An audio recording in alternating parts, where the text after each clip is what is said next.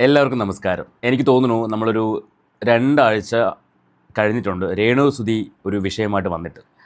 ഞാനത് എടുക്കണ്ടാന്ന് വിചാരിക്കുന്നതാണ്. കാരണം വേറൊന്നും കൊണ്ടല്ല, നമ്മുടെ സബ്സ്ക്രൈബേഴ്സായിട്ടുള്ള ആൾക്കാർക്ക് രേണു സുധി എന്ന് പറയുന്ന ഒരു വിഷയം കേട്ട് മടുത്തു, ദയവേ ഒന്ന് മാറ്റിപ്പിടിക്കുക എന്നൊക്കെ പറഞ്ഞ് 2 ആഴ്ചയോളം ഞാൻ എടുക്കാതെ അങ്ങനെ വിട്ടുപോകുമായിരുന്നു. മറ്റ് പല കണ്ടൻറ്റുകളും എടുത്തിട്ട് ചെയ്യുമായിരുന്നു. ഇതിനിടയിൽ കൂടിയാണ് രേണുവിൻ്റെ വാല് വന്നിട്ട് ഞാൻ അവരുടെ കമൻറ്റ് ബോക്സിൽ പോയിട്ട് കമൻറ്റ് ചെയ്തു. ആ വിഷയം കേട്ട സമയത്ത് എനിക്ക് തോന്നിയ ഒരു കമൻറ്റ്, എൻ്റെ മനസ്സിലേക്ക് വന്നൊരു കമൻറ്റ് ഞാനവിടെ ചെയ്തു. അപ്പോൾ കമൻറ്റ് ചെയ്യുമ്പോൾ കമൻറ്റിലൂടെ റിപ്ലൈ ചെയ്യണം അല്ലേ? പക്ഷേ നമ്മളിപ്പോൾ റിയാക്ഷൻ വീഡിയോ ചെയ്യുന്ന ആളായതുകൊണ്ട് അവർക്കതൊരു കോണ്ടൻറ്റായി, അവരത് വീഡിയോ ചെയ്തു.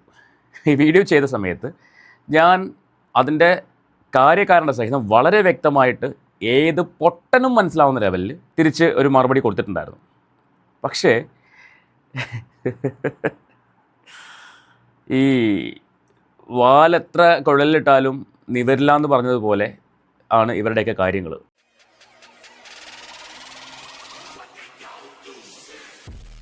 അവർ മനസ്സിലാക്കില്ല, അല്ലെങ്കിൽ മനസ്സിലായില്ല എന്ന് നടിക്കുന്നതാണെന്ന് എനിക്കറിയത്തില്ല. എന്തെങ്കിലും ആവട്ടെ, ഞാൻ ആ വിഷയം എടുത്ത് സംസാരിക്കാൻ ഉദ്ദേശിക്കുന്നില്ല. അതുകൊണ്ട് ഗുണമില്ല, അതാണ് സത്യം. കാരണം ഞാൻ എന്താണ് പറഞ്ഞതെന്ന്, ഞാൻ എന്താണ് ഉദ്ദേശിച്ചതെന്നും എൻ്റെ വീഡിയോ കാണുന്നവർക്ക് വളരെ വ്യക്തമായിട്ട് മനസ്സിലായിട്ടുണ്ട്. അതുകൊണ്ട് ഇനി അതിനെക്കുറിച്ച് സംസാരമില്ല. ഞാൻ എന്തുകൊണ്ട് രേണു സുധിയുടെ സബ്ജക്റ്റ് എടുത്തു, അത് ഞാൻ എൻ്റെ സബ്സ്ക്രൈബേഴ്സ് കേൾക്കാൻ, എൻ്റെ ഫാമിലി കേൾക്കാൻ വേണ്ടി ഞാൻ പറയുവാണ്. ഈ രേണു തുടക്കകാലത്ത്, അതായത് കൊല്ലം സുധി മരിച്ച് അത് കഴിഞ്ഞിട്ട് കുറച്ച് നാളുകൾക്ക് ശേഷമാണ് രേണു സുധി ലൈംലൈറ്റിൽ വരുന്നതും. എനിക്ക് തോന്നുന്നു ലക്ഷ്മി നക്ഷത്ര ആ പെർഫ്യൂമായിട്ട് വന്ന സമയത്താണ് രേണു കൂടുതൽ വിസിബിലിറ്റി രേണുവിനുണ്ടാവുന്നത്. അങ്ങനൊരു വ്യക്തി പുറം ലോകത്തേക്ക് വരുന്നത്, ഈ ഒരു എന്താ പറയുക, സോഷ്യൽ മീഡിയയിലേക്ക് വരുന്നത്.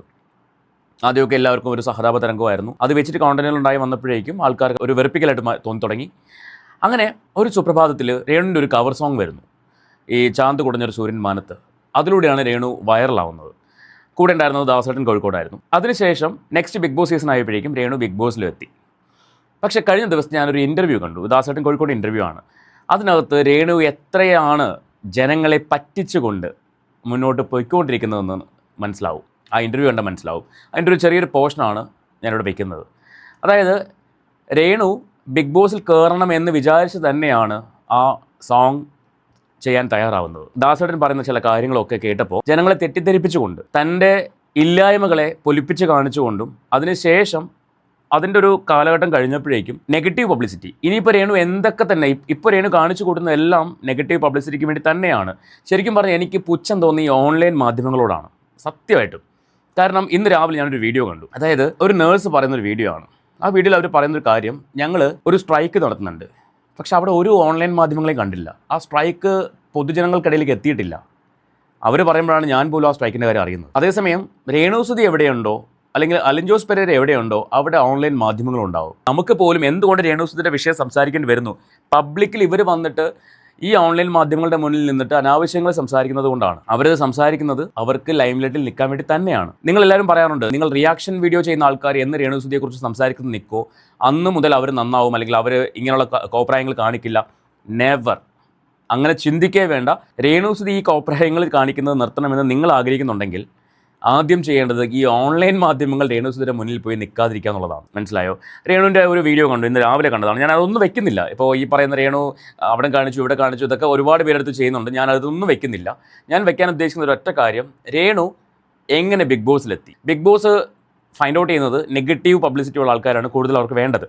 അപ്പോൾ നെഗറ്റീവ് പബ്ലിസിറ്റി ആയാലും എന്നെ സംബന്ധിച്ച് ഒരു പ്രശ്നമില്ല എന്ന് പറഞ്ഞുകൊണ്ട് തന്നെയാണ് രേണു ആ ആൽബം ചെയ്യുന്നത്. അതിന് വിത്ത് തെളിവ് ഞാൻ തരാം. അതിന് മുന്നേ ആയിട്ട് ഈ ഓൺലൈൻ മാധ്യമങ്ങളുടെ കാര്യം എടുക്കുമ്പോഴേക്കും രേണു സുധി തന്നെ പറയുന്നുണ്ട്, ഞാൻ വാട്സപ്പ് സ്റ്റാറ്റസ് ഇടുന്നുണ്ടല്ലോ, ഞാൻ എവിടെ പോകുന്നു, ഞാനിപ്പോൾ എവിടെയാണ് എന്നൊക്കെ വളരെ വ്യക്തമായിട്ട് സ്റ്റാറ്റസ് ഇടുന്നുണ്ട്. നിങ്ങളെല്ലാം അത് കാണുന്നതല്ലേ, എൻ്റെ നമ്പറുള്ള എല്ലാവരും നിങ്ങൾക്കെല്ലാം എൻ്റെ നമ്പറുണ്ടല്ലോ, നിങ്ങളെല്ലാം അത് കാണുന്നതല്ലേ എന്ന് രേണു തന്നെ പബ്ലിക്കലി ചോദിക്കുന്നുണ്ട്. സോ എങ്ങനെയാണ് ഓൺലൈൻ മാധ്യമങ്ങൾ രേണുവിൻ്റെ മുന്നിൽ എത്തുന്നത്? അവരുടെ സ്റ്റാറ്റസ് കണ്ടിട്ട് അവർ ഇത്ര മണിക്ക് ഇന്ന സ്ഥലത്ത് വരുമെന്ന് സ്റ്റാറ്റസ് ഇടും. വാട്സപ്പ് സ്റ്റാറ്റസ്, ഇൻസ്റ്റാ സ്റ്റോറി അല്ല. അപ്പോൾ ഓട്ടോമാറ്റിക്കായിട്ട് ഈ പറയുന്ന ഓൺലൈൻ മാധ്യമങ്ങൾ അവിടെ എത്തും. ഇതിൽ പല ചോദ്യങ്ങളും എനിക്ക് ചോദിപ്പിക്കുന്ന പോലെയാണ് തോന്നിയിട്ടുള്ളത്. ഒരു ചോദ്യം പോലും രേണുവിൻ്റെ വർക്കിനെ കുറിച്ച് ചോദിച്ചിട്ടില്ല ഓരോ ഓൺലൈൻ മാധ്യമങ്ങൾ പോലും. ഇന്ന് ഞാൻ വെറൈറ്റി മീഡിയ ഒരു ഇൻ്റർവ്യൂ കണ്ടു, രേണുവിൻ്റെ ഒരു ബൈറ്റ് എടുക്കുന്നത് കണ്ടു. അതിനകത്താണെങ്കിൽ പോലും രേണുവിൻ്റെ കോൺട്രവേഴ്ഷ്യൽ സബ്ജക്റ്റുകളല്ലാതെ രേണുവിൻ്റെ വർക്ക് എന്താണ്, അടുത്ത പ്രോജക്റ്റ് എന്താണ്, അല്ലെങ്കിൽ അടുത്ത എന്താണ് ചെയ്യാൻ പോകുന്നത്, ഇതൊന്നും ചോദിക്കുന്നില്ല. കുഞ്ഞുങ്ങളെക്കുറിച്ച് എന്താണ്, ഇതൊന്നും അല്ല ചോദ്യം. അവിടെ അങ്ങനെ കമൻറ്റ് കണ്ടു, ഇവിടെ ഇങ്ങനെ കമൻറ്റ് കണ്ടു, അതിനെന്താണ് മറുപടി? അപ്പോൾ രേണുവിനെ കൊണ്ട് മറുപടികൾ പറയിച്ച് വീണ്ടും കോൺട്രവേഴ്സിലേക്ക് രേണുവിനെ ഇട്ട് കൊടുക്കുകയാണ് ഓൺലൈൻ മാധ്യമങ്ങൾ. ഇത് രേണു ചോദിപ്പിക്കുന്നതാണോ അതോ അവർ ചോദിക്കുന്നതാണോ എന്ന് ചോദിച്ചാൽ നമുക്കറിയത്തില്ല. പക്ഷേ ഇന്ന് രേണുവിനോട് ചോദിച്ചൊരു ചോദ്യം, അതിന് രേണു കൊടുത്തൊരു മറുപടിയും ഒപ്പം കാണിച്ചൊരു ആക്ഷനും ഞാൻ പറഞ്ഞില്ല, ഞാൻ അതൊന്നും ഇവിടെ വെക്കാൻ ഉദ്ദേശിക്കുന്നില്ല. ഇതെല്ലാം എവിടെയുണ്ട്? വെറൈറ്റി മീഡിയയുടെ ഇൻ്റർവ്യൂവിനകത്തുണ്ട്. ആങ്കർ ചോദിക്കുന്നുണ്ട്, രേണുവിന് മുൻപൊരു പേരുണ്ടായിരുന്നല്ലോ, അത് മാറി ഇപ്പോൾ മറ്റൊരു പേര് വന്നല്ലോ എന്ന് പറഞ്ഞ നാവെടുത്തില്ല. ആ സമയത്ത് രേണുവിൻ്റെ ഷോർട്സിലേക്ക് നോക്കുകയാണ്. രേണുവിൻ്റെ പേര് ഇപ്പോൾ ഒരു പുതിയ പേര് വന്നിട്ടുണ്ടല്ലോ, ആ പേര് ആണ് എന്ന് ഓർമ്മിപ്പിക്കുകയാണ് ആരെ? ഈ ആങ്കറിനെ.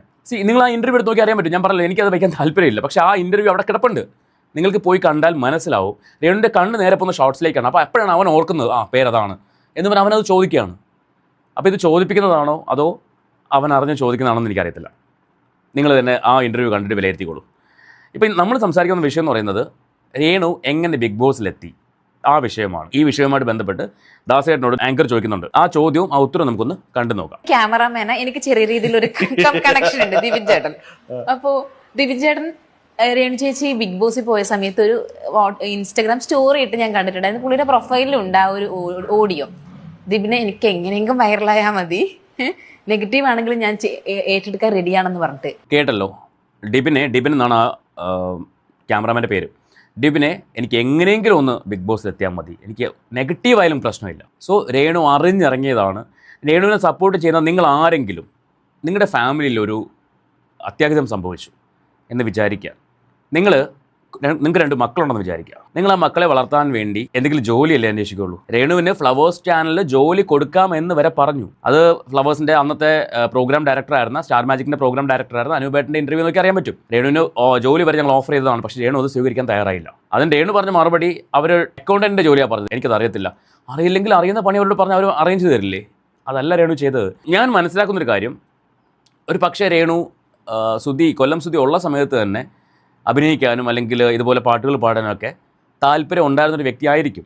ചിലപ്പോൾ സുധി അത് സമ്മതിച്ചിട്ടുണ്ടാവില്ല. അപ്പോൾ സുധിയുടെ മരണശേഷം രേണുവിന് പിന്നെ വേറെ ആരും നോക്കേണ്ട കാര്യമില്ല. അറ്റ്ലീസ്റ്റ് രേണുവിൻ്റെ അച്ഛനെങ്കിലും ഇപ്പോഴത്തെ പോക്ക് വെച്ചിട്ട് അച്ഛനെങ്കിലും പറഞ്ഞ് വിലക്കിക്കൂടെ? അവർക്കതൊന്നും താല്പര്യമില്ല. അവരെ സംബന്ധിച്ച് അവർക്ക് കാശ് കിട്ടിയാൽ മതി. അതുകൊണ്ട് തന്നെ രേണു എന്ത് കാണിച്ചാലും രേണുവിൻ്റെ മകന് കുഴപ്പമില്ല. ഇത് രേണു പറയുന്നത് ഞാനല്ല കേട്ടോ. രേണുവിൻ്റെ മകന് കുഴപ്പമില്ല, രേണുവിൻ്റെ ഫാമിലിക്ക് കുഴപ്പമില്ല, ആർക്കും കുഴപ്പമില്ല. പക്ഷേ ഇത് വന്ന് കാണിക്കുന്നത് പബ്ലിക്കിനകത്തായതുകൊണ്ട്, പബ്ലിക്കിൻ്റെ മുന്നിലായതുകൊണ്ട് പബ്ലിക്കിൽ പലർക്കും അത് പ്രശ്നമാണ്. 90% ആൾക്കാരും രേണുവിൻ്റെ ഹേറ്റേഴ്സാണ്. 90% ആൾക്കാരും ഹേറ്റേഴ്സ് എന്ന് ഞാൻ പറയാൻ കാരണം, നമ്മളൊരു വീഡിയോ ഇട്ട് കഴിഞ്ഞാൽ അത് കാണാൻ ഒരുപാട് പേരുണ്ട്, കണ്ടിട്ട് തെറി പറയാൻ ആൾക്കാരുമുണ്ട്. അതാണ് രസം. ആ വീഡിയോ കണ്ടിട്ട് നിനക്കൊന്നും വേറെ പണിയില്ലടാ, നീയൊക്കെ വന്നിരുന്ന് മറ്റേ ക്യാമറയെ ഓൺ ചെയ്ത് വെച്ചിട്ട് റൂമിനകത്തിരുന്ന് പറയുന്ന പോലെയല്ല, അവൾ ജീവിച്ചോട്ടെ, ഒരു പ്രശ്നമില്ല. നിങ്ങളുടെ സുഹൃത്തുക്കളാണെങ്കിൽ, നിങ്ങളുടെ ബന്ധുക്കളാണെങ്കിൽ നിങ്ങൾ ഇങ്ങനെ ജീവിക്കാൻ വിടൂ, നീയൊക്കെ പോയി നിൻ്റെയൊക്കെ പണി നോക്ക് എന്ന് പറയുന്ന ആളുകളോട് എൻ്റെ ചോദ്യം. നിങ്ങളുടെയൊക്കെ കുടുംബത്തിനകത്ത് നിങ്ങളുടെയൊക്കെ പെങ്ങളോ അല്ലെങ്കിൽ നിങ്ങളുടെയൊക്കെ ഭാര്യമാരോ അല്ലെങ്കിൽ നിങ്ങളുടെയൊക്കെ അമ്മമാരോ ഒക്കെ ഇതുപോലെ രേണു ഇപ്പം കാണിക്കുന്ന പോലെയൊക്കെ കാണിക്കാൻ തയ്യാറായാൽ നിങ്ങൾ സമ്മതിക്കുമോ? നിങ്ങൾ സ്വന്തം മനസ്സാക്ഷിയോട് ചോദിച്ചു നോക്കിയേ, അങ്ങനെ ചെയ്യാൻ നിങ്ങൾ സമ്മതിക്കുമോ? നിങ്ങളവരെ പറഞ്ഞ് വിലക്കില്ലേ? എന്നിട്ടും കേട്ടില്ലെങ്കിൽ നിങ്ങൾ തല്ലില്ലേ? ഇതൊക്കെ ചെയ്യും. പക്ഷേ രേണുവിൻ്റെ ഫാമിലിക്കൊന്നും ഒരു പ്രശ്നമല്ല. എന്നാൽ ഒരു വിഭാഗം നാട്ടുകാർക്കൊരു പ്രശ്നമാണ്. എന്തായാലും പേര് കേൾക്കുന്നുണ്ട്, കുറ്റം പറഞ്ഞ് ജീവിക്കുന്നു. ആയിക്കോട്ടെ, ഞാൻ വേണ്ട, വിട്ട് കഴിഞ്ഞ 2 ആഴ്ചയിൽ വിട്ട് കളയായിരുന്നു. ഇപ്പം ഞാൻ പറഞ്ഞു, ഇതുപോലെ റെലവൻ്റായിട്ട് രേണുവിൻ്റെ വിഷയം വരുമ്പോൾ ഞാൻ ഇത് ചെയ്യും. ഇതിനകത്ത് ദാസേട്ടൻ വളരെ വ്യക്തമായിട്ട് പറയുന്നുണ്ട്, അത് നെഗറ്റീവ് പബ്ലിസിറ്റിക്ക് വേണ്ടി തന്നെ അവർ ചെയ്തൊരു ആൽബമാണത്. ദാസേട്ടൻ കോഴിക്കോട് എന്ന് പറയുന്ന വ്യക്തിയെ ടിക്ടോക്ക് മുതൽ കാണുന്നതാണ്. പക്ഷേ അവിടെയൊക്കെ ദാസേട്ടൻ കോഴിക്കോട് കുറേ കൗമാരത്തരം കാണിച്ച് വൈറലായിക്കൊണ്ടിരുന്നു. എന്നാൽ ഇവിടെ രേണുവിൻ്റെ കൂടെ വീഡിയോകൾ ചെയ്ത് തുടങ്ങിയ ശേഷം ദാസേട്ടൻ കോഴിക്കോടിൻ്റെ റേഞ്ച് മാറി. കോമാളിത്തരത്തിൽ നിന്ന് വേറൊരു ദാസേട്ടൻ കോഴിക്കോടാക്കി മാറി. പക്ഷെ അവിടെ ദാസേട്ടൻ്റെ ഇമേജ് വിട്ട് കളിക്കുന്നില്ല. അയാൾ ഈ ആൽബം ചെയ്യുന്നു, അയാളുടെ വഴിക്ക് പോവുകയാണ്. ആൽബം ചെയ്യുന്നതോടൊപ്പം തന്നെ രേണു ആവശ്യമില്ലാത്ത കോൺട്രവേഴ്ഷ്യൽ ആയിട്ടുള്ള ടോപ്പിക്കുകൾ ഇട്ട് കൊടുക്കുകയാണ് പല രീതിയിൽ. നമുക്കതിൽ ബാക്കി കേൾക്കാം. ഞാനും രേണുസുദ്ധിയും ഡിബിൻ്റെ പെണ്ണും കൂടി ഒരുമിച്ചിട്ട് ഒരു കേരളം മൊത്തം കത്തുന്ന രീതിയിൽ ഒരു റീൽ ചെയ്യാമെന്ന് വിചാരിച്ചു. ഡിബിൻ്റെ പെണ്ണ് എനിക്ക് നേരത്തെ കോണ്ടാക്ട് ഉണ്ട്. ഡിബിൻ്റെ ഔട്ട് സൂപ്പറാണ്, ഒന്നും പറയാനില്ല. ഞാൻ പ്രവർത്തിച്ച ഒരു 10-20ഓളം ക്യാമറമാനിൽ ഏറ്റവും മികച്ചതെന്ന് എനിക്ക് പറയാൻ പറ്റുന്ന ഔട്ട് ഡിബിൻ്റെ പെണ്ണിൻ്റെ ഔട്ടാണ്. ആ സംശയമില്ലാത്ത കാര്യം. അപ്പൊ പുള്ളിനോട് പറഞ്ഞു ഇങ്ങനെ എടുക്കണ്ടേ, പുള്ളി ആരാദാസനാണ്, രേണുസുദ്ധിയാണ്. ഓക്കെ, അതിനുശേഷം രേണു പുള്ളിക്ക് മെസ്സേജ് ഒന്നും എനിക്കറിയില്ലേ, അതും ദീപ്തി പറഞ്ഞപ്പോൾ എനിക്കറിയില്ല. ഒരു ദിവസം നമുക്ക് 1, 2, 3, 4, 5 റീലെടുക്കാം. ഡിബിൻ്റെ മണ്ണിന്റെ ഔട്ട് പെർഫെക്റ്റ് ആണ്. ഡിബിൻ്റെ മണ്ണൻ ഒറ്റ റീലെടുത്തത് സിനിമാറ്റിക് കത്തി കേരളം കത്തി മനസ്സിലായല്ലോ. ദാസേട്ടൻ കോഴിക്കോട് എന്ന് പറഞ്ഞ വ്യക്തി ആദ്യമേ ദാസേട്ടാ അങ്ങനെ വൈറൽ എന്നുള്ള ലെവലൊന്നും ആയിട്ടില്ല. എന്നാലും ടിക്ടോക്കിലുള്ള ആൾക്കാർക്ക് ദാസേട്ടനെ അറിയാമായിരുന്നു. റീല് ദാസേട്ടൻ ആ സമയത്ത് റീലൊക്കെ കണ്ടു കഴിഞ്ഞാൽ ശരിക്കും പറഞ്ഞാൽ നമുക്ക് ചിരിച്ചു പോകും. ചിരിപ്പിക്കാൻ കഴിവുള്ള ഒരാൾ തന്നെയാണ് ദാസേട്ടൻ, അതിലൊന്നും പറയുന്നില്ല. ദാസേട്ടൻ അതുപോലെ അച്ചായൻ കണ്ണൂർ അങ്ങനെ കുറച്ച് ആൾക്കാരുണ്ടായിരുന്നു ആ സമയത്ത്. അതിൽ ദാസേട്ടൻ ഒരുപാട് നെഗറ്റീവ് കമൻറ്റുകൾ ആ ടിക്ടോക്കിൻ്റെ വീഡിയോയുടെ താഴെ വരുമായിരുന്നു. ഞാൻ സ്ഥിരമായിട്ട് ഇവരുടെയൊക്കെ വീഡിയോ കണ്ടിരുന്ന ഒരാളാണ്. അപ്പോൾ രേണുവിൻ്റെ കൂടെ കൂടിയതിന് ശേഷമാണ് ശരിക്കും പറഞ്ഞാൽ ദാസേട്ടനും അത്യാവശ്യം പുറത്തേക്ക് വന്നു തുടങ്ങിയത്. ദാസേട്ടൻ മാത്രമല്ല കേട്ടോ, പല ആൾക്കാരും പല ആൾക്കാരും വലിയ വീരവാദം പറയുന്നേക്കാം. ഞാൻ നേരത്തെ തന്നെ സീരിയൽ ചെയ്യുന്നതാണ്, സിനിമ ചെയ്യുന്നതാണ്, മറ്റതാണ് മറിച്ചാണ്. പക്ഷേ ഒരു പട്ടിക്കുറുക്കന്മാർ പോലും അറിയില്ലായിരുന്നു. അതും രേണുവിൻ്റെ കൂടെ കൂടിയ ശേഷം തന്നെയാണ് പുറത്ത് വന്നത്. ഇന്ന ആൾ ഇവിടേക്ക് ഉണ്ട് എന്ന് ആൾക്കാർ അറിഞ്ഞു തുടങ്ങിയത്. അല്ലാണ്ട് എത്രയൊക്കെ സീരിയൽ ചെയ്തു സിനിമ ചെയ്തെന്ന് പറഞ്ഞിട്ടും ഒരു കാര്യം ഉണ്ടായിട്ടുണ്ടായിരുന്നില്ല. പക്ഷേ ഭയങ്കര ജാട സംസാരങ്ങളാണ്. എനിക്ക് രേണുവിൻ്റെ സപ്പോർട്ടിൻ്റെ ആവശ്യമില്ല, ഞാൻ രേണുവിൻ്റെ വാല പിടിച്ച് നടക്കേണ്ട കാര്യമൊന്നുമില്ല എന്നൊക്കെ പറഞ്ഞാൽ സംസാരിക്കുന്നത്. എന്നാൽ ആൾക്കാർ അറിഞ്ഞു തുടങ്ങിയത് രേണുവിന് വേണ്ടി സംസാരം തുടങ്ങിയപ്പോഴാണ്. അതും പോസിറ്റീവായിട്ടല്ല, നെഗറ്റീവായിട്ട്. ഞാനിവിടെ പറഞ്ഞു വന്നത്, ദാസേട്ടൻ രേണുവിൻ്റെ കൂടെ വന്നതുപോലെ, രേണുവിൻ്റെ കൂടെ നിന്ന് വൈറലായതുപോലെ വേറെ ചില ആൾക്കാരും രേണുവിൻ്റെ കൂടെ നിന്ന് ആ മറപറ്റി അത്യാവശ്യം പേരെടുത്ത് വരുന്നുണ്ട് ഇപ്പോൾ. അല്ലാണ്ട് സിനിമ ചെയ്തിട്ടോ സീരിയൽ ചെയ്തിട്ടോ ഒന്നും പ്രത്യേകിച്ച് അറിയപ്പെടുന്നില്ല. കാശ് ഉണ്ടാവുന്നതായിരിക്കും, എക്സ്പീരിയൻസ് ഉണ്ടാവുന്നതായിരിക്കും, പക്ഷേ അറിയപ്പെടുന്നില്ല. അറിയപ്പെട്ടത് രേണുവിൻ്റെ കൂടെ കൂടിയതിന് ശേഷമാണ്. അത് നെഗറ്റീവ് ആയിക്കോട്ടെ പോസിറ്റീവ് ആയിക്കോട്ടെ. ഓക്കെ, അപ്പോൾ ഇതിന് ദാസേട്ടൻ പറയുന്ന കാര്യങ്ങളാണ് കുറച്ചുകൂടെ ഉണ്ട്. റീൽസും കാര്യങ്ങളും ചെയ്ത് വൈറലായ ഒരു വ്യക്തിയാണ് അല്ലാന്ന് പറയുന്നില്ല. അതിനുശേഷം രണ്ടാമതൊരു എനിക്കൊരു വൈറൽ ഒരു സംഗതി അവിടെ വന്നു. രേണുസുധിക്ക് നല്ല ഹൈപ്പ്. ഫെബ്രുവരി 19 ഷൂട്ട് ചെയ്ത് ആലോചിക്കണം. ഫെബ്രുവരി 19 ഷൂട്ട് ചെയ്തു, ഓഗസ്റ്റ് രേണുസുധി ബിഗ് ബോസിൽ കയറി. ഭയങ്കര വളർച്ച രേണുസുധിക്ക് വന്നു. കേട്ടല്ലോ. അപ്പോൾ ഫെബ്രുവരിയിൽ ഷൂട്ട് നടക്കുന്നു, ഓഗസ്റ്റിൽ രേണുസുധി ബിഗ് ബോസിൽ കയറി. ബിഗ് ബോസിൽ കയറാൻ വേണ്ടിയാണ് ഈ ഒരു വിഷയം അല്ലെങ്കിൽ ഈ ഒരു കവർ സോങ് രേണുസുധി ചെയ്യാൻ തയ്യാറായത് എന്ന് വ്യക്തമാക്കുന്ന ഒരു ഓഡിയോയും കൂടി നമുക്കൊന്ന് കണ്ടു നോക്കാം. ലിബിനെ എങ്ങനെയും കേട്ടോ, ഉറപ്പായിട്ടും എങ്ങനെയും ഒന്ന് സെറ്റാക്കണേ. ഒരു മെസ്സേജ് ഈ പറയുന്ന ക്യാമറാമാനെ രേണുസുധി അയച്ചിട്ടുണ്ട്. ഈ ഓഡിയോയ്ക്കൊപ്പം തന്നെ നമുക്കൊരു വീഡിയോ ചെയ്യണം, 15-ാം തീയതി കൺഫേം ആണേ. അപ്പോൾ ഡിബിനെ, നീ എന്തായാലും നല്ലൊരു കോണ്ടന്റ് തന്നെ എടുത്തേക്കണം, നമുക്ക് വൈറലാവണം. അത്യാവശ്യം എന്ത് വിവാദം ഉണ്ടായാലും ഒന്നും എനിക്ക് ഒരു കുഴപ്പമില്ല കേട്ടോ, ഞാൻ ഓക്കെയാണ്. അപ്പോൾ എല്ലാം റെഡിയാക്കിയിട്ട് കാണാം. എങ്ങനെയുണ്ട്? അവർക്കറിയാം നെഗറ്റീവായിട്ട് പുറത്തേക്ക് പോയി കഴിഞ്ഞാൽ ആൾക്കാരെടുത്ത് വെച്ച് സംസാരിക്കുമെന്നും അത് കൂടുതൽ പോപ്പുലാരിറ്റിയിലേക്ക് എത്തുമെന്നും ബിഗ് ബോസ് പോലുള്ള വലിയൊരു റിയാലിറ്റി ഷോയിലേക്ക് അവർക്ക് എത്താൻ പറ്റുമെന്നുള്ള ധാരണ അവർക്ക് വ്യക്തമായിട്ടുണ്ടായിരുന്നു. രേണുസുധി ഇപ്പോഴും അത് തന്നെ ഫോളോ ചെയ്യുന്നത് അതുകൊണ്ട് തന്നെയാണ്. ഈ ലൈംലൈറ്റിൽ നിൽക്കണമെങ്കിൽ നെഗറ്റീവ് പബ്ലിസിറ്റി കൊണ്ട് മാത്രമേ സാധിക്കുകയുള്ളൂ. രേണു എന്ത് പറഞ്ഞാലും അത് എടുത്തു വെച്ച് സംസാരിക്കും ആൾക്കാർ. അതുകൊണ്ട് തന്നെ രേണു ഓരോ പ്രോഗ്രാമിന് പോകുമ്പോൾ, ഓരോ ഇനാഗുറേഷൻസിന് പോകുമ്പോൾ ഒക്കെ അവിടെ ഓൺലൈൻ മാധ്യമങ്ങൾ എത്തുകയും ചെയ്യും. അവർ ചോദിക്കുന്ന ചോദ്യങ്ങൾക്ക് രേണു ഉൾട്ടയായിട്ട് മറുപടി കൊടുക്കുകയും ചെയ്യും.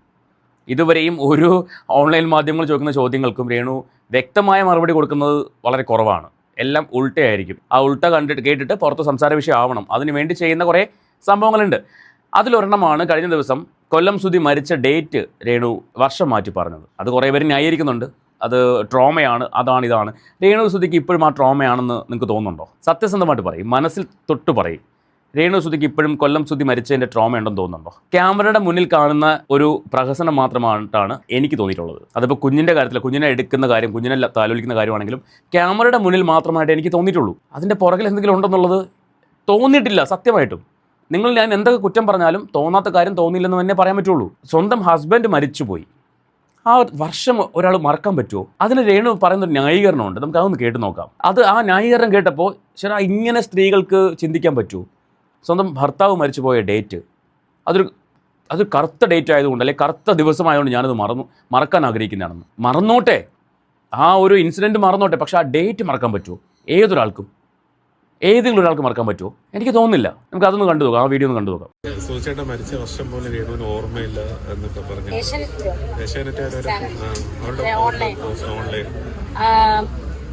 നമ്മുടെ നല്ല കാര്യങ്ങളല്ലേ വർഷങ്ങൾ ഓർക്കുന്നത്. നമ്മുടെ ദുരിതം നടന്ന വർഷങ്ങളൊന്നും നമ്മൾ ഓർക്കാൻ ഇഷ്ടപ്പെടാത്ത വർഷങ്ങൾ നമ്മൾ ഓർക്കാറില്ല. അത്രയോ. അപ്പോൾ എങ്ങനെയാണ് രേണു എല്ലാ വർഷവും, ഇപ്പോൾ 3-ാമത്തെ വർഷമാണ് കൊല്ലം സുധി മരിച്ചിട്ട്, 2022 കഴിഞ്ഞപ്പോൾ മരിക്കുന്നതാണ്. 23, 24, 25, 26 ആവുന്നു. അപ്പോൾ ഓരോ വർഷവും എങ്ങനെയാണ് ഈ കൊല്ലം സുധിയുടെ വാർഷികം നടത്തുന്നത്? വർഷം ഓർമ്മയില്ലെങ്കിൽ ഏതെങ്കിലുമൊക്കെ ഡേറ്റിൽ നടത്തുന്നതാണോ? അതോ ഏതെങ്കിലും ജൂൺ 5-ാം തീയതി നടത്തുന്നതാണോ? രേണു ഞാൻ മാസം അറിയാം, ജൂൺ 5 വേറൊരു വീഡിയോ പറയുന്നുണ്ടായിരുന്നു. ഏതെങ്കിലും ജൂൺ 5 നടത്തുന്നതാണോ? അല്ല, അറിയാത്തതുകൊണ്ട് ചോദിക്കുകയാണ്. ആ ഒരു ഇത്ര വർഷമായി എന്നൊരു ധാരണ ഉണ്ടാവണമല്ലോ. ഒരുപാട് വർഷങ്ങളൊന്നും ആയിട്ടില്ലല്ലോ. ശരിക്കും നിങ്ങൾ കൊല്ലം സുധി എന്നുള്ള പേര് മാർക്കറ്റിങ്ങിന് വേണ്ടി മാത്രമാണ് ഉപയോഗിക്കുന്നത്. ഇവർക്ക് ആ മനുഷ്യനോട് എന്തെങ്കിലും ഒരു ഇൻറ്റിമസി ഉണ്ടെന്ന് തോന്നുന്നില്ല. ആ മനുഷ്യൻ്റെ കൂട്ടുകാർക്ക്, ആ മനുഷ്യൻ്റെ കൂടെ അഭിനയിച്ചവർക്കുള്ള അത്ര പോലും ഒരു ഇൻറ്റിമസി അയാളുടെ ഭാര്യയ്ക്കുണ്ടെന്ന് തോന്നിയിട്ടില്ല. ഈ ചാനലുകളുടെ മുമ്പിലും അല്ലെങ്കിൽ അയാളുടെ ഫോട്ടോയുടെ മുമ്പിലും കാണിക്കുന്ന രീതികളല്ലാതെ വേറെ എന്തെങ്കിലും ആത്മാർത്ഥത രേണുവിൻ്റെ മനസ്സിലുണ്ടെന്നുള്ളത് തോന്നുന്നില്ല. എനിക്ക് പറയാനുള്ളത് ഈ ഇൻഷുറൻസ് കമ്പനിക്കാരോടാണ്. എത്രയും പെട്ടെന്ന് ആ ഇൻഷുറൻസ് തുക ഒന്ന് അനുവദിച്ചു കൊടുത്താൽ വലിയ ഉപകാരമായിരുന്നു. ബുദ്ധിമുട്ടിയൊക്കെ നിൽക്കുകയല്ലേ രേണു സുധിയും ഫാമിലിയും. അപ്പോൾ അവർക്കതൊരു സഹായമാവുകയും ചെയ്യും. എത്രയും പെട്ടെന്ന് അതൊന്ന് അനുവദിക്കുകയാണെങ്കിൽ അത് അവരുടെ ഫാമിലിക്ക് വലിയൊരു സഹായമാവും. ഓക്കെ, ഞാനിത് പറയുന്നത് എന്തുകൊണ്ടാണെന്ന് മനസ്സിലാക്കുന്നവർ മനസ്സിലാക്കിയാൽ മതി. അപ്പോൾ നമുക്ക് മറ്റൊരു വീഡിയോ ആയിട്ട് വീണ്ടും കാണാം. തെറി പറയേണ്ടവർക്ക് തെറി പറയാം, അല്ലാതെ കമൻറ്റ് ചെയ്യേണ്ടവർക്ക് അല്ലാതെയും കമൻറ്റ് ചെയ്യാം.